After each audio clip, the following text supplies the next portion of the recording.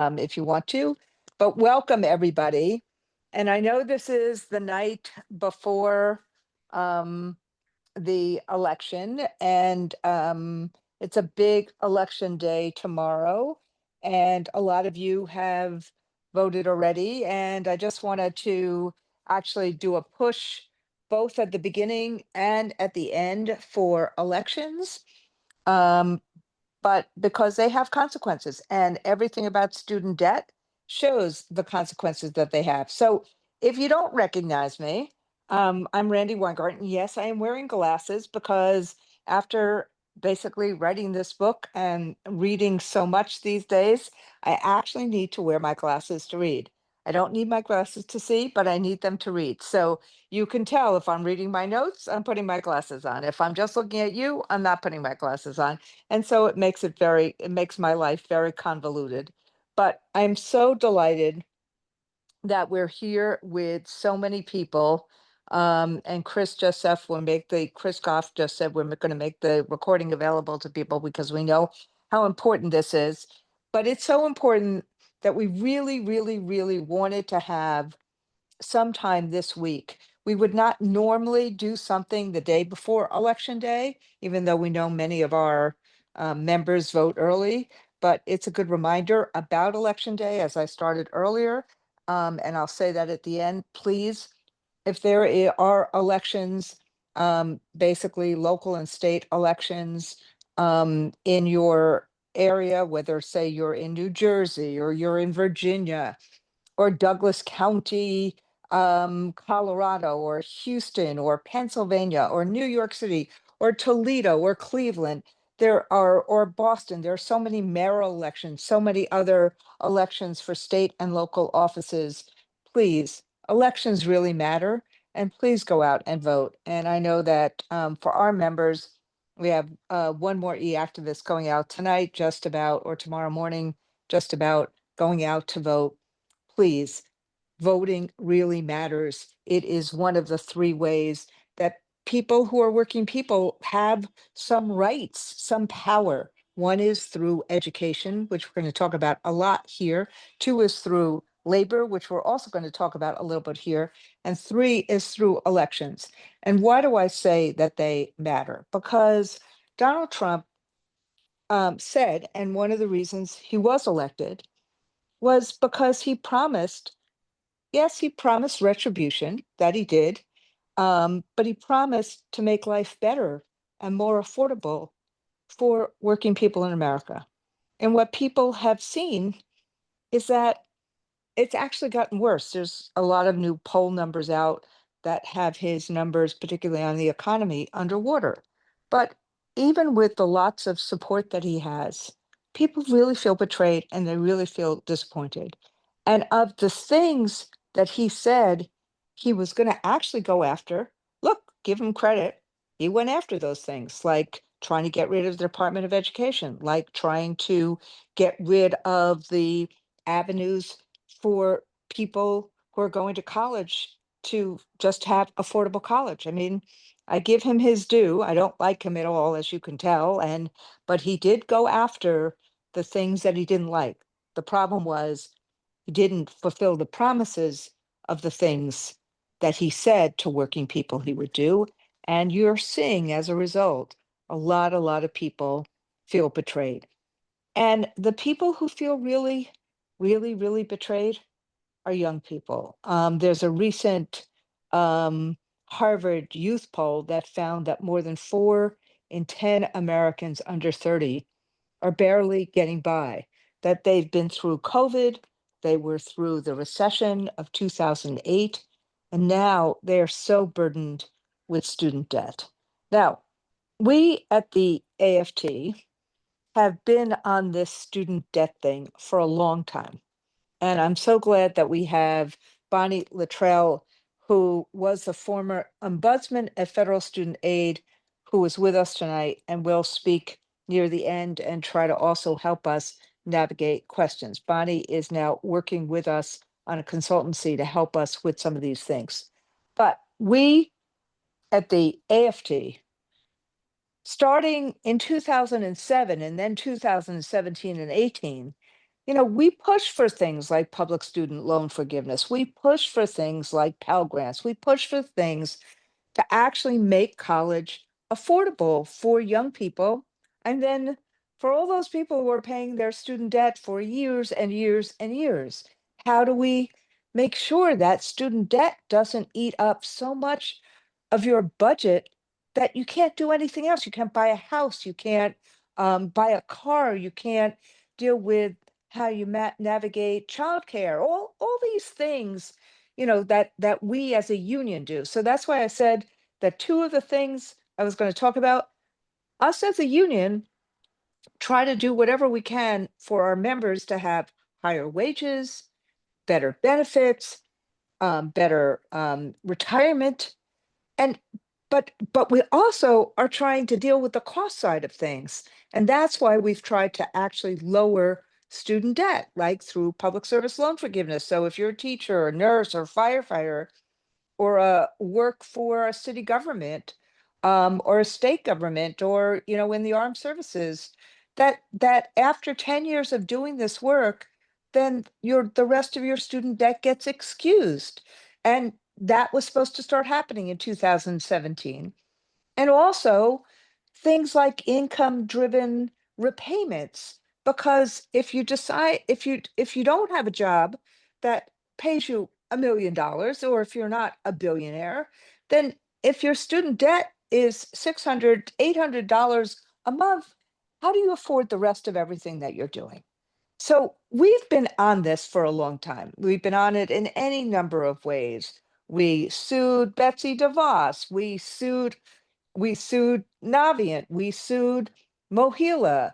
Um, when Linda we worked a whole bunch of stuff out with the Biden administration, settling one of these suits to get that rider for a year, or the waiver for a year. So over 1 million people ultimately who were due public service loan forgiveness actually got public service loan forgiveness. Sorry, my dog just dropped something that I it's 1 second. Here you go. I'm home tonight babysitting the dog, so I needed to deal with that. So so when Betsy DeVos came in, public service loan forgiveness, 98% of the folks didn't get it. Now, 90 before Linda McMahon came in, over 90% of the folks who were eligible did get it. But there's a bunch of things that they did when they came in that was really, really, really despicable. Number one, they took everything off of the website. So if you don't know what you owe, and Mohila will never get on the phone, how do you know what you're supposed to pay? How do you know what you're entitled to? They took all of it off. So first we sued to get it back on, and we got it back on. And then we sued to get it to be working, because the next thing they did was they basically said, and if you don't pay your right debt, then we're going to send you to the debt collectors. And it's interesting, the former person who was in Trump 1, the head of the financial agency that runs this stuff, has now filed a class action for a lot of people, because a lot of young people are now getting terrible ratings, financial ratings, because the because they supposedly owe debt that they don't even know they owe.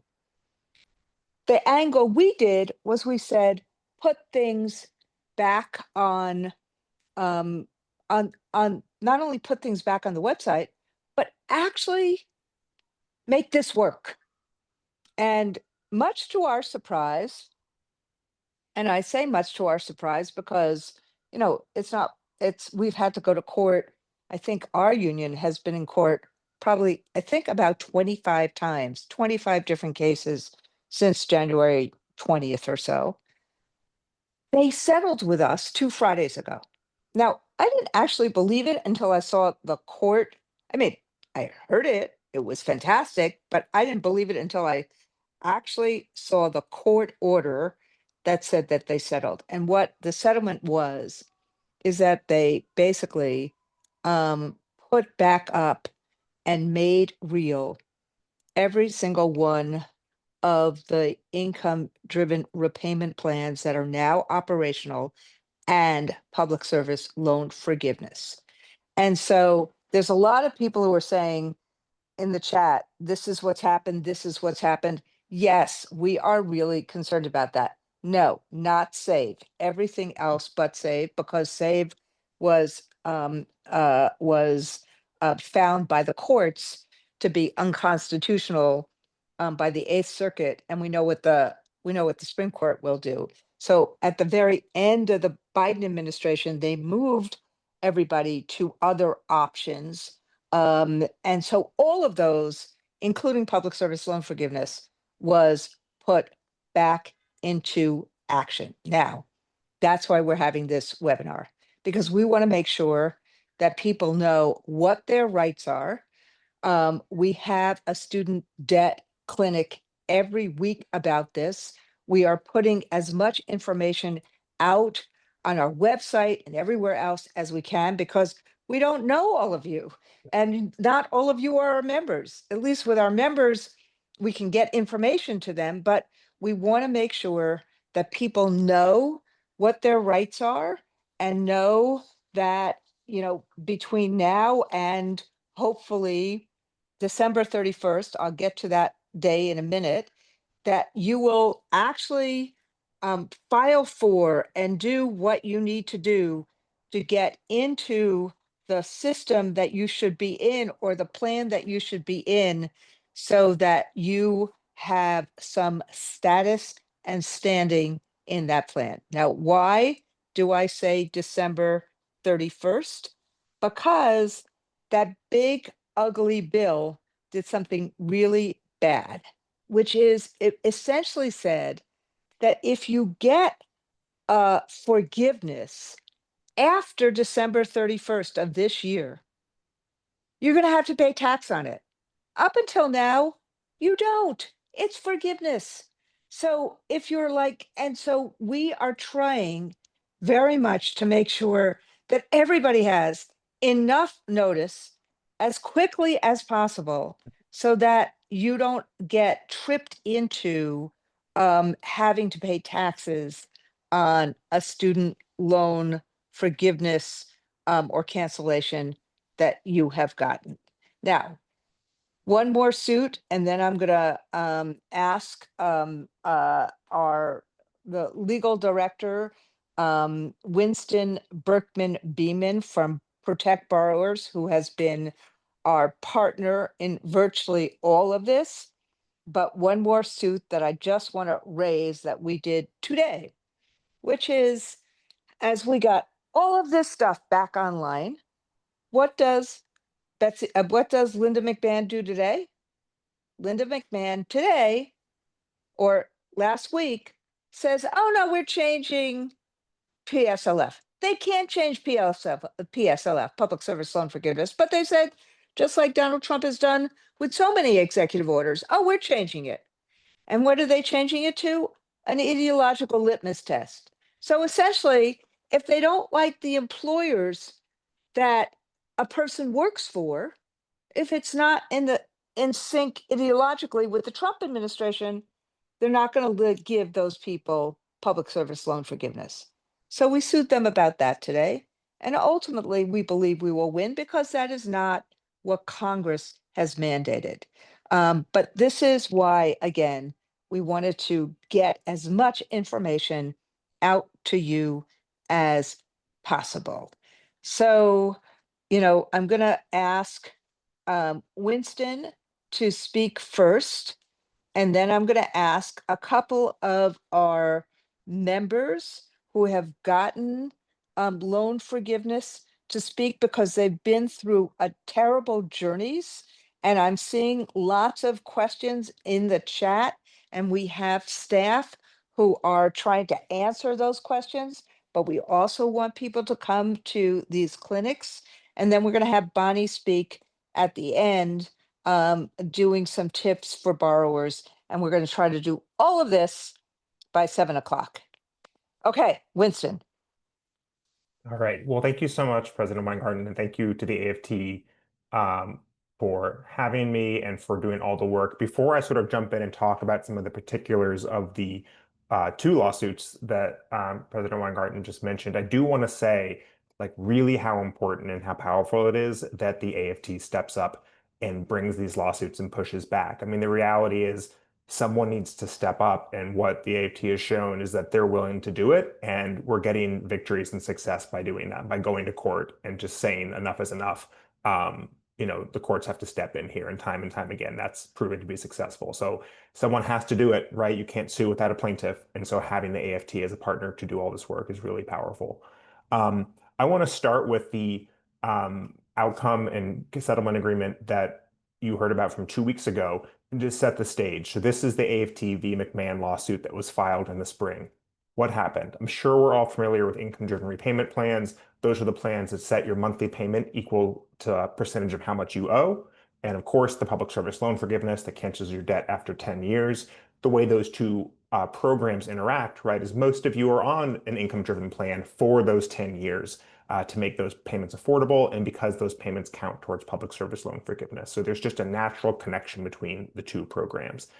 So in the beginning of the Trump administration, within just a few weeks of taking office again this winter spring, the Trump administration just took the income-driven repayment plan application offline and stopped processing applications. If you weren't in an IDR plan, you could not get onto one. And if you were already in one, you couldn't switch to another one. Not only is that illegal because Congress said you have to have IDR plans, it was also practically very painful for people financially. We heard earlier about the SAVE plan. As you all probably know all too well, the SAVE plan, a very affordable plan, or a more affordable plan, I should say, has been unavailable in forbearance for over a year. People on that plan have been stuck in a forbearance, not accruing credit towards public service loan forgiveness, even though they're working every day for the public service. So if you're stuck in the SAVE plan and you suddenly can't apply to IDR, that means you can't get into another plan that progresses you towards public service loan forgiveness. Again, probably telling you things that you know, but this was a huge problem. And very shortly after it happened, the AFT approached us and we went to court together with our partners at Berger Montague to sue over this. We filed a preliminary injunction saying, hey, this is an emergency. Courts step in and tell them to put this back online. Litigation could take 2, 3 years, and we can't wait that long. You have to do something immediately. And the government blinked. They just voluntarily put the application back online and said they would start processing again, both IDR and public service loan forgiveness buyback applications, a somewhat new program that says you can pay now what you should have paid in the past to qualify past time towards public service loan forgiveness. Let's say you had the right job, but you were in a deferment on your loan for a month. You can buy back that deferment month. So they agreed to start doing it, and they agreed to about 6 months of status reports to the court about how many applications they were getting each month for IDR and PSLF buyback, how many they were processing, etc. This was incredibly powerful transparency. No one knew what was going on. They could say nothing or they could say something and there was no way to verify it. But getting the government to give real information to the courts is a really serious outcome. There was no way they were going to just not comply or send false information to the courts on this. So that was our first big victory is real access to IDR and then accountability, making sure we know whether they're doing what they said they were going to do. Flash forward 6 months, and by the end of the summer, what we know is that there are over 1 million IDR applications still waiting to get processed. They were processing, about 100, 200,000 applications a month, but it still wasn't happening fast enough. But for the public service loan forgiveness buyback, they were actually getting more applications every month than they were processing. So that was going in the wrong direction, right? So again, the AFT came back and said, this is not acceptable. This isn't good enough. So what we did is we amended the lawsuit and we made it also a class action. We had a couple AFT members as individual representatives on behalf of borrowers. And we said, court, they're not processing fast enough, but also when these people do qualify for cancellation, the PSLF buyback or IDR, they're not getting their loans canceled. And that's the whole point, right? The point isn't just to get into the programs. The point is to get your debts forgiven because you're doing a public service. And so we went back into court, asked for another preliminary injunction saying they have to follow the law. I mean, on the one hand, it's an enormous ask. On the other hand, it's not because the law already tells them they have to do this. It's an important ask. And again, the government blinked. As you heard, it was a settlement. We didn't even really have to go to court and argue in front of a judge. I think they realized that wouldn't be a good outcome for them. And so they agreed. They agreed to do everything that we asked the court to make them do. And again, they agreed to have that put into an order. You heard from President Weingarten that she didn't believe it until the order was filed. I actually agree also. I want to see it in print before, even though I was pretty confident. So everything we want is now an issued federal judge issued order.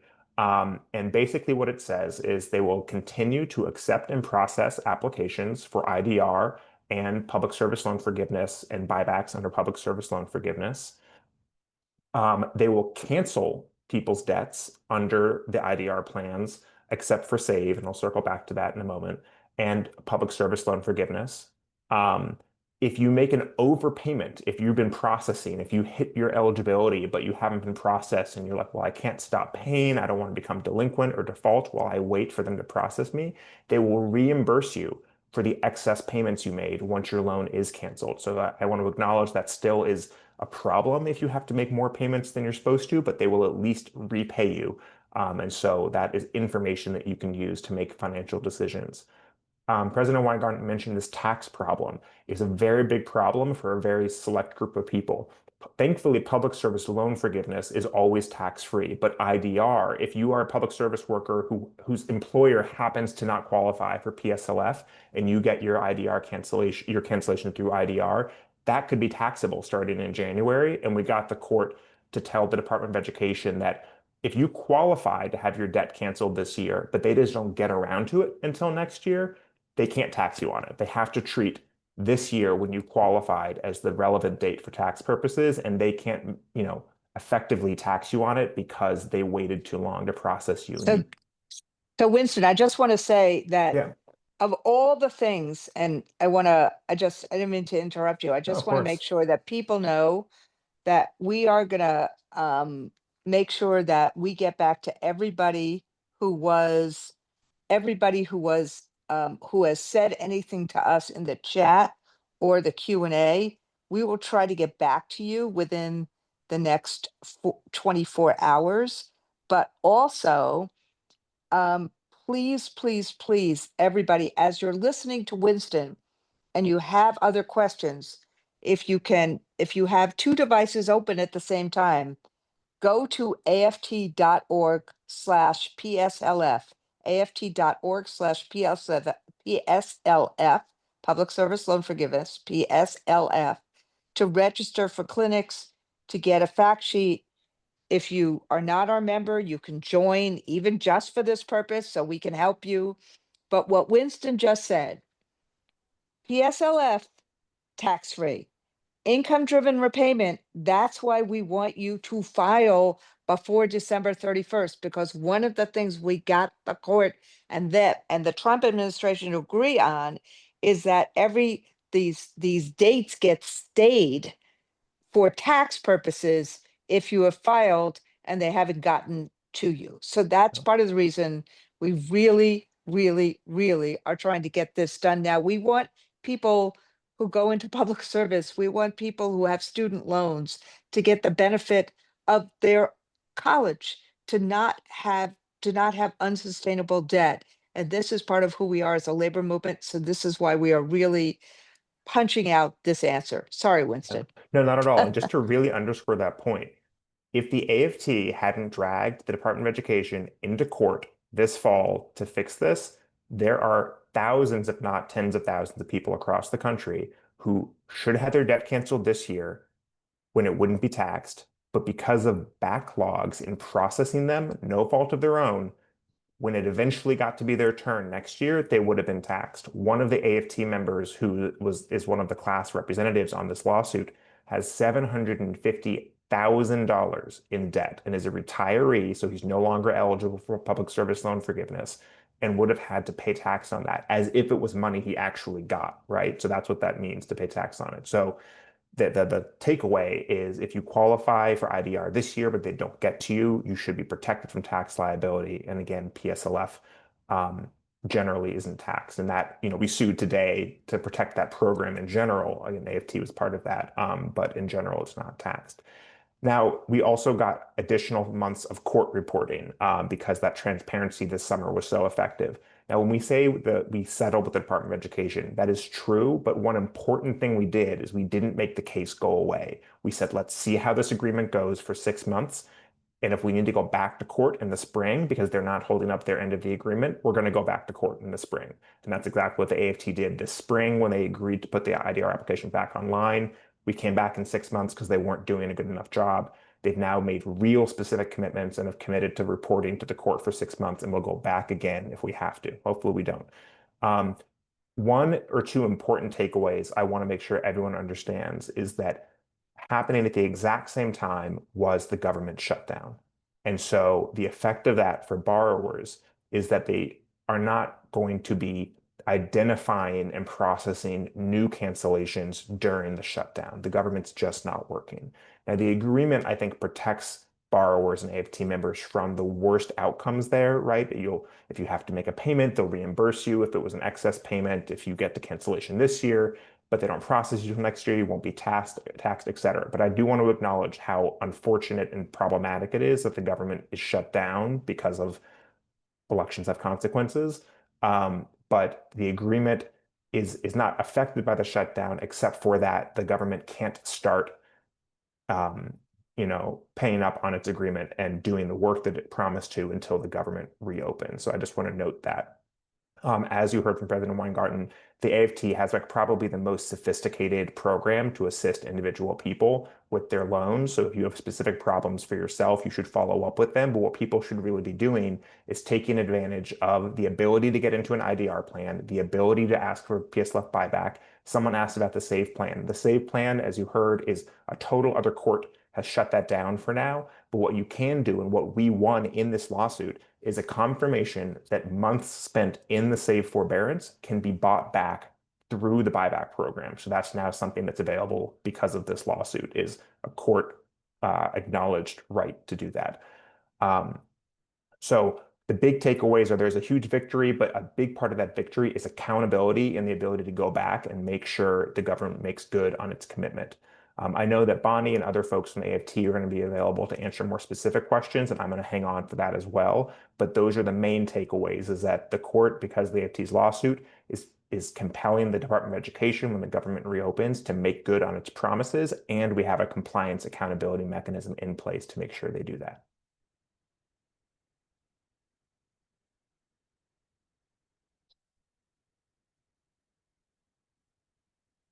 Muting myself, don't show again. Okay, thank you, Winston, so much. What I want to do right now is I want to ask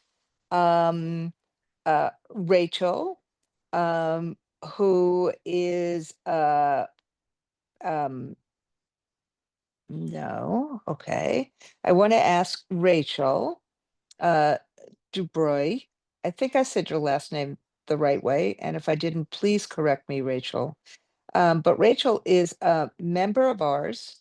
She's a teacher in Norwich at the State Vocational Federation. She's at the State Vocational High School. She's a social studies teacher, and she has been one of our plaintiffs.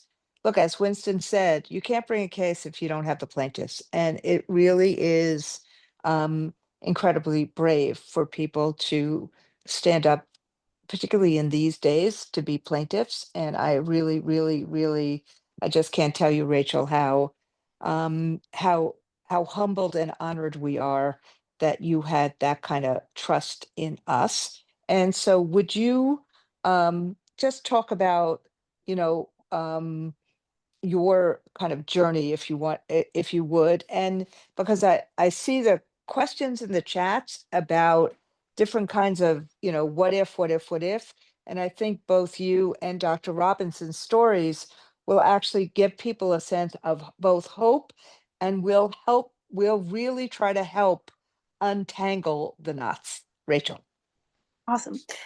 Thank you, President Weingarten. I appreciate it. Thank you for having me here today. My name is Rachel Dubreuil. I have been a teacher now for over 13 years. And it's actually because of PSLF that I decided to kind of take that leap of faith and go back to school to kind of follow that calling to be a teacher. And I did that because PSLF was, was that gateway for me to know that I wasn't going to be burdened with this debt forever, right? So went back to school, tracked my my 120 payments, right? And I've been tracking them since, I would call my loan servicer and they'd be like, PSLF, we've never heard of it, right? So I've been tracking it what seems like forever. And everything was on par for having $78,000 worth of my loans that should have been forgiven in November of 2024. And the real roller coaster kind of started in spring of 2024. My husband actually got his forgiven. So I was like, oh my gosh, we did this. We're gonna be, at the light at the end of the tunnel. It's almost here, right? 78,000 of mine are gonna be forgiven in November of 2024. The last 9,000 will be June of 2025. This is great. Then Save Forbearance hit in the summer of 2024. And it all came to a screeching halt. And within days, I was on the phone with Mohila. And those of you who have them, you know how that goes. And they were like, nope, you're fine. Being in Safe Forbearance that time counts towards PSLF. So I kept making payments, hoping maybe that would help the time count. I wasn't really sure, but because they had given it to me, that information in writing to me, I was like, okay, I'll trust them. Then it wasn't until like fall of 2024 that I found out that that time did not count. And I was right at that November 2024 when I was supposed to have 78,000 forgiven. So I kind of flooded the field. I filled out PSLF employment verification forms. I filled out IDR applications. I filled out 3 buyback applications. I contacted my senator, my congressman. I was doing everything I possibly could to try to take action. And I think what's important to understand, and I'm assuming many of you can relate to this, is it can feel very daunting and you can feel very alone in it, because it feels like it's you versus like the federal government. And it was early in 2025 when I attended my first AFT student debt clinic. And it was through that I said, I want to take action. I want to help out and do anything I can to get forgiveness to all the people where it's not just rightfully ours, but it's legally ours to have. So I've done interviews and went down to DC and spoke to the Department of Ed. And I was one of the original plaintiffs in this lawsuit because our voices matter, right? We have to put a face to this issue. And I think it's so important that, because AFT is leaning forward, that we all lean forward and we all participate and tell our stories and contact everyone we can. And I will say, hot off the presses, my loans were just forgiven on last Friday. And I can 100% confidently say it's because of AFT. If it weren't for them, there's no way my buyback would have ever gotten approved. I spoke to a woman at Mohila who's been in the industry for 11 years, and she's like, I've never even seen what an approval looks like. And now I got approved, a friend of mine got approved, and that's because of AFT and the work that they're doing. So if there's 3 little pieces of advice or wisdom or whatever you want to call it, I would say the first thing is document everything. You cannot document everything. Second, and I think probably most important, you're not alone. You're not alone in this. It can feel so daunting and awful.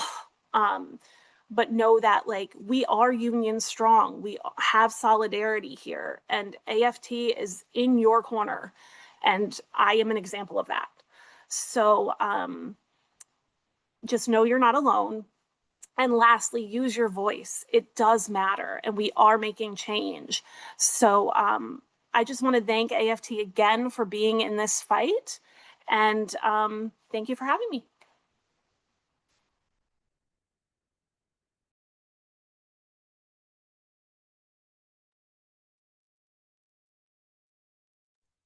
I'm speaking and I'm muted. Thank you so much. And thank you for, I mean, I think look, I know you're right that it's the pressure that we've done, but also how many Gordian knots that you had to untangle is also the point that of you being here tonight, which is A, you never gave up. B, we tried to figure out how to help you untangle those knots.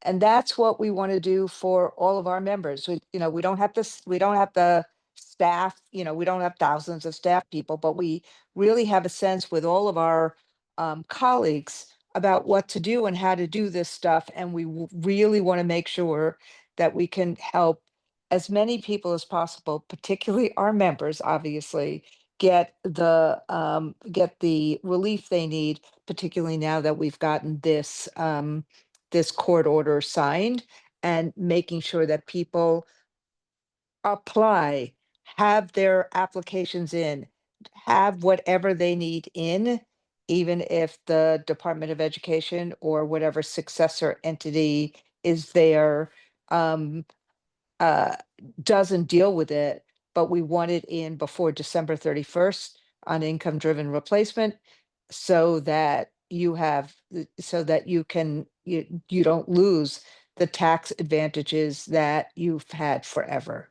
And with that, I also want to go to the other side of the country, to Los Angeles. So we went from Connecticut to Los Angeles to Dr. Robinson, who we saw before. Pacola Robinson is also an AFT member.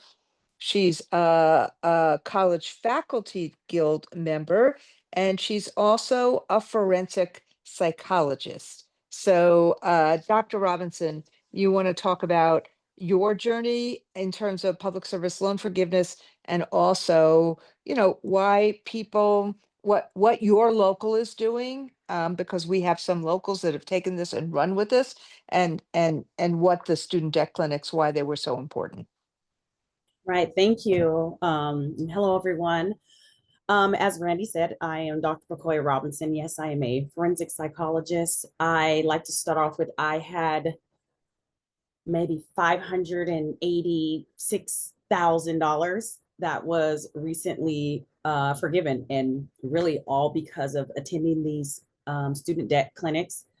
On our campuses, in the 9 colleges we're a part of, I teach for Los Angeles Southwest College. So the people just signed up to be student debt clinic leaders and trainers, to constantly put on these workshops and just getting the word out. I'm an adjunct faculty rep on my campus, so just bringing all of this news to people was like something really big for us. So the first thing was like, we have to get as many people, bring it awareness about it. And the biggest piece for me, I found that was so much support and making me not quit, is because the people who were running the clinics, they would be on the phone with me. Like, I would be so frustrated. I'm like, they call and you get sent here and you get sent there, and you got to write everything down and who you spoke with, and I was just like, I just don't have time for this. Like, I have kids, I have to go to work, there was just never enough time in the day to spend 2 hours on the phone. And I've been through all the student loan people. So like, it was Naviet and Mohila and like everything. So it was just such a confusing process. And the fact that I was supported, where somebody's like, hey, I'll just stay on the phone with you. I'm going to call with you, write down your dates. And, they would call me and remind me like, okay, it's 30 days. They should have your new count in and your new numbers, and resend in the forms. And it's chaotic. It was just super, super confusing. and very, very frustrating and very discouraging. And living in Los Angeles, I'm like, oh my gosh, people are like, you're a doctor, like you don't have a house, like where do you live? And I'm like, I live in my student loan debt, like it's worth the whole house, right? So those kind of things will be like, why am I doing all this work? Like I went to school, I helped my community, all of these things that what this was holding me back of like, I can't get a loan. I can't get a loan and buy a house, even though I make money to be able to, pay a mortgage, things like that. It just literally blocks us. And that's one of the biggest things is like, I would have never gotten through the process without my student debt clinic, buddies. Like I had like my accountability person that would just, like I said, just would call me and remind me and be like, just don't give up, And a couple of times I would forget, or I would be like, just throw my hands up to be like, I just can't do it. And they're like, no, trust me, this works. Like we would do every month. They would notify us of like, okay, such and such just had their loans forgiven, and just really encouraging us like, wow, this is really real. It does help. It does work. And, even all of the places and times where my count got frozen at like 119 payments. And I was like, you've got to be kidding me. Like, and you can't enroll in IDR or all of these things until, all this information that's coming, like these workshops, these webinars, to be like, okay, here's what's shifting. AFT keeping us updated about the lawsuits and what we can expect and what's going to happen. And like, okay, here's a new, hole to go around. They're trying to block you guys here. And the website is now back up. Make sure you enroll here, unenroll there, like all of that information, constantly being given is why I'm like, I get to sit here now and be like, wow, this year, it was just in like February, I think I got my notice, and I'm like messaging everyone, and it's like Sunday, and I'm like, I know it's probably Sunday, you guys, but I just want to tell you, thank you so much. It's finally worked. I get to be one of the stories of everybody that has kept me motivated to, stick with this. And, just such a good response. Like a little family that's like, we're so happy for you, to know people are out there fighting for you in a battle that is, it's impossible to win alone is like so important. And I think telling everyone that, like, you just have to stick with it. It will happen. You've got to just keep doing it.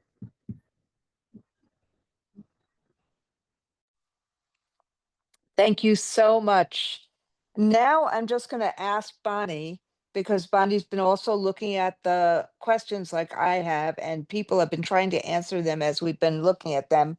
But Bonnie, do you want to just come on and see if we can answer, some of the questions that that we're seeing right now, that we've seen tonight, as well as some that that we've that we've gotten in the last couple of weeks. And as Bonnie is coming on, Bonnie is a lawyer, so there's a lot of lawyers that are talking to you, but you've had 3 teachers and 3 lawyers, because I'm both a lawyer and a teacher.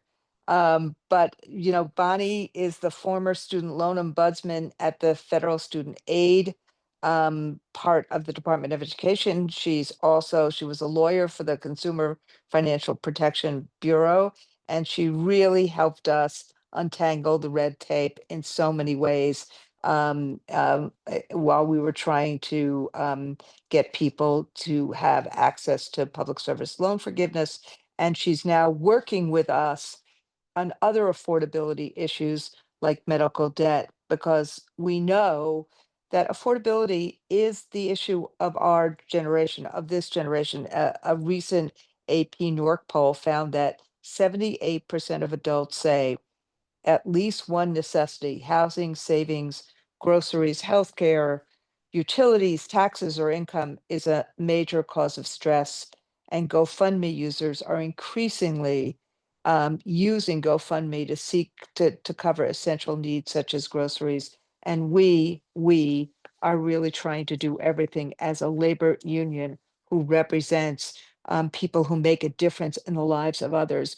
We are trying through elections to elect people who will address affordability issues like Zoran Mondami, like Mikey Sherrill, like Abigail Spanberger, working on things like, Prop 50 to try to equalize and not let a certain party steal an election.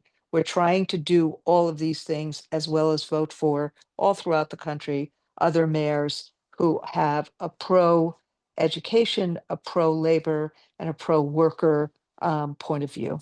So Bonnie, would you come on up and talk to us about some of the issues that you've heard tonight? Yeah, absolutely. So in going through these questions, I do notice that a lot of these questions are similar. You guys are telling me about your personal experiences, and much are very similar to my experience with student loans. And so you heard me introduced as the former student loan ombudsman. If you don't know what an ombudsman is, I sat atop all of the problems in the student loan system. So if you had a complaint, I sat at the top of that. And when I tell you as ombudsman, my student loan servicers were still screwing up my loans, I just hope you understand that like these problems are not your fault.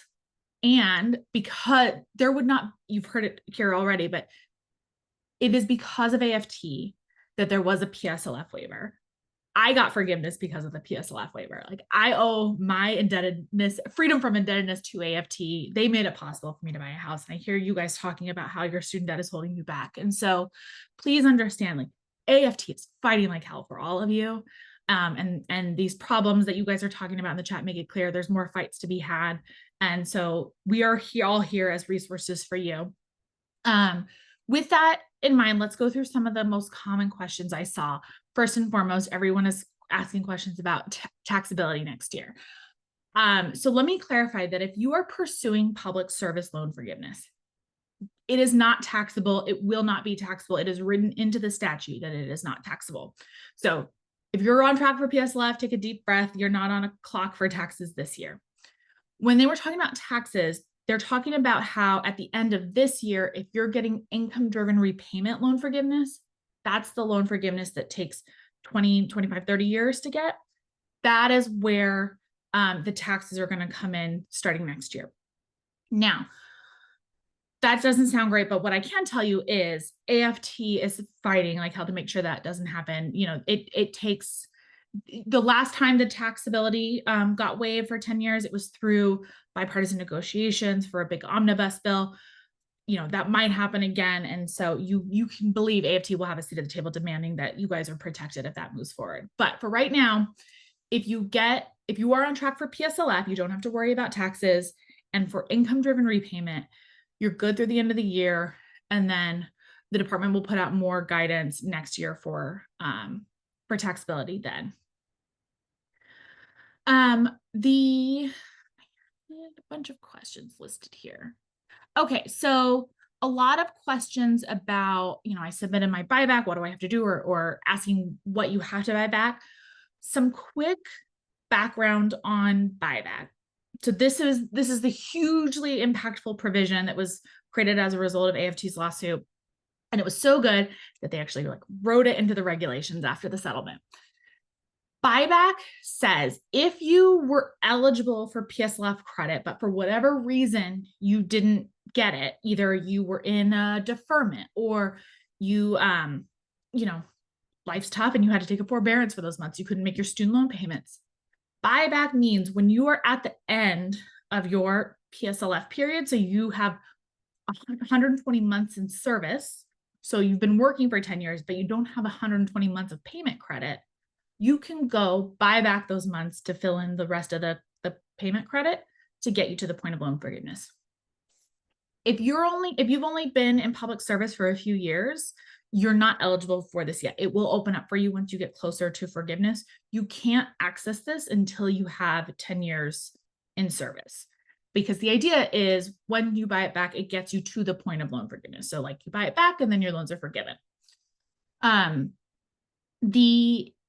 So if you guys are really stressed out about the save months, some of the save months will count and some of them won't. I saw a question about, you know, you know, my current payment jumped up because they got rid of the save plan. With buyback, I'll be able to get some. So if you are, the first thing you want to do is go on to studentaid.gov, get a printout of all of your months of qualified payment history. So they should have a month-by-month breakdown. And if it says a month is eligible but not qualified, look at why. Eligible means you have all the other criteria in place, that month just didn't count. And then qualified means you've submitted employment certification also, so that you're good to go there. So go month by month and look at those. Were you in an in-school deferment and you want to buy back at what your IDR payment would have been? Is it just because you didn't submit your employment certification? Check all that and don't make a single payment until you're sure you're getting all the payment credits you should be getting right now. Because when I tell you it is almost impossible to get a refund out of that, out of the Department of Education, you will spend the next 3 years trying to get that money back. The other thing I will flag about that is that some people said, well, is it going to be my current payment now? That's much higher than it would have been. No, they're going to look at what your payment would have been at the time based on the plans that were available to you at the time. So for a short period recently, like that may include save. For the more recent one where the court struck it down, it won't. It really just depends on the months. And I don't have the dates memorized for which months count there. But if you're trying to buy back months from like several years ago, and let's say you've experienced a lot of income growth since then, your payment's going to be a lot lower than you think. So definitely take a look at that if you're near the end. If you have 10 years in service, again, your steps are you're going to look and see what months count, see if there's anything you can pick up just by submitting another employer form. And then as a last step, see if you can spend money to buy some months back there. I am also not telling you anything new. If you're like, oh my gosh, this is so much information, this is overwhelming, please sign up for a debt clinic. Chris does a great job at walking through all of these step by step, and there's usually time at the end to go over some more personal situation questions, so like actually putting numbers to it, and strongly encourage folks to attend that. Okay, so a lot of people said, well, I'm sitting in the save forbearance, what should I do now? That is a really tough question that I think depends on your personal financial situation and what your goals are. If you are really close to the end, though, if you're close to the point of forgiveness, it makes sense to move over. But if you're only halfway through and you wanna see this fight out and see where it goes, you will have buyback available to you on the back end. So you're not going to lose month. You could set that money aside. Cost of living crisis, you can put that towards other things right now. But because it is a slog right now. All the servicers are backlogged. It does take time to get your IDR application in. And as we're seeing, everyone's trying to get a hold of their servicer and no one can. So I get it. The government shutdown is not helping anything.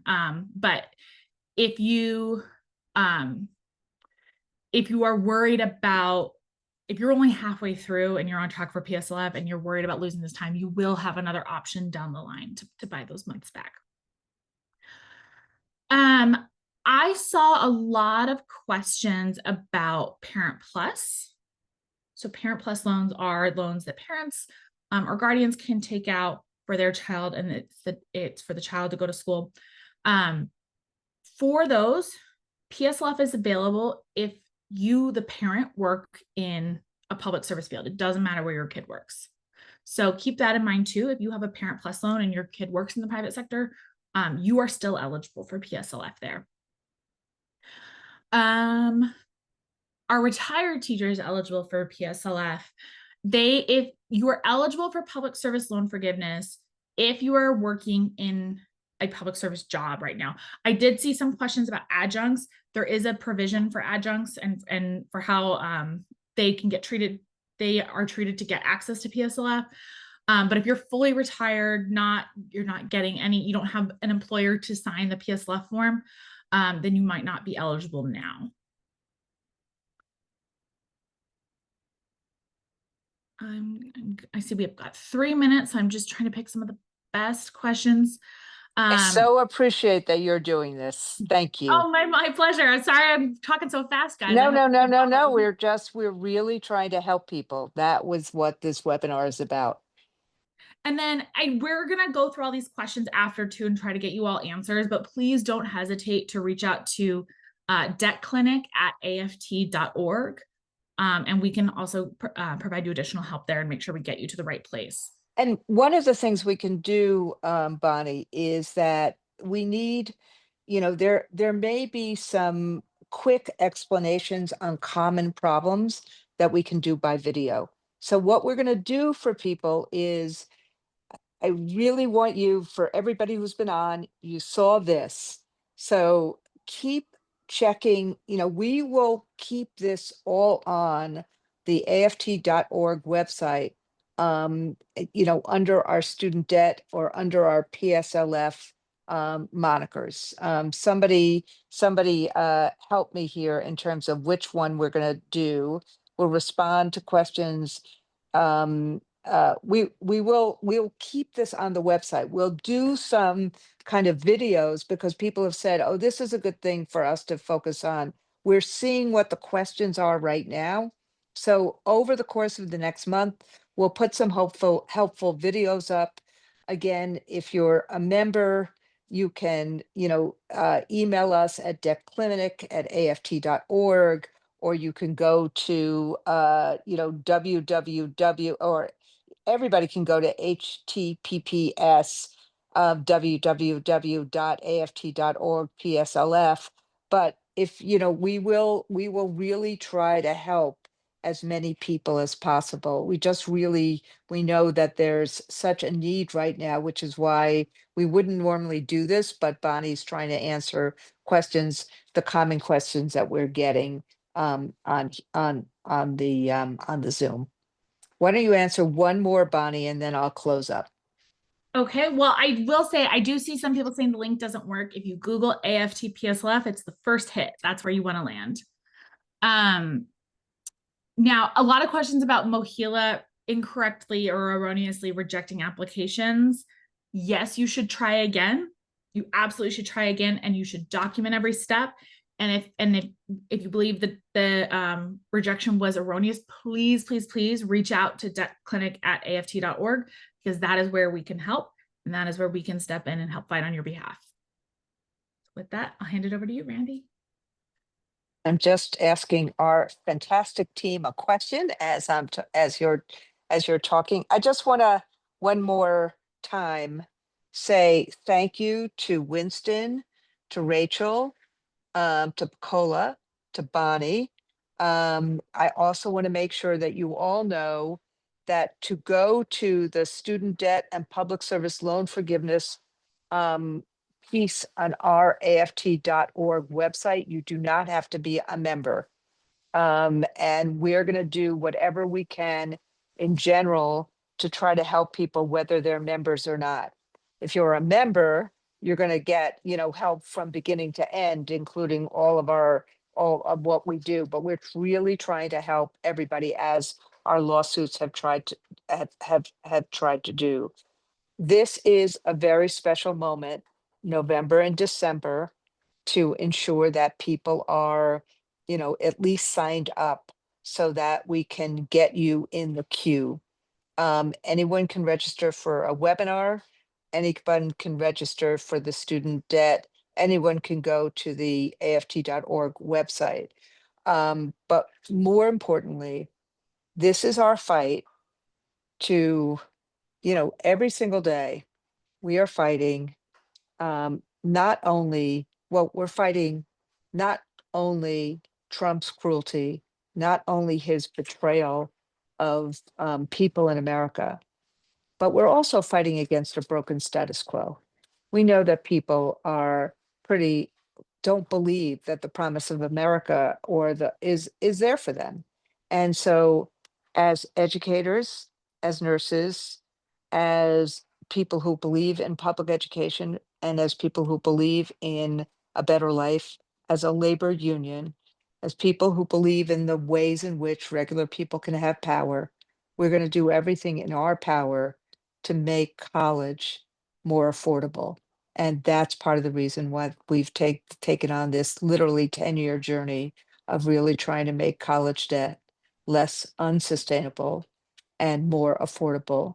And I just, again, want to thank all the people who work on this within the AFT, Sarah Tamelio, Chris Goff, Marianne, so many people who work on this.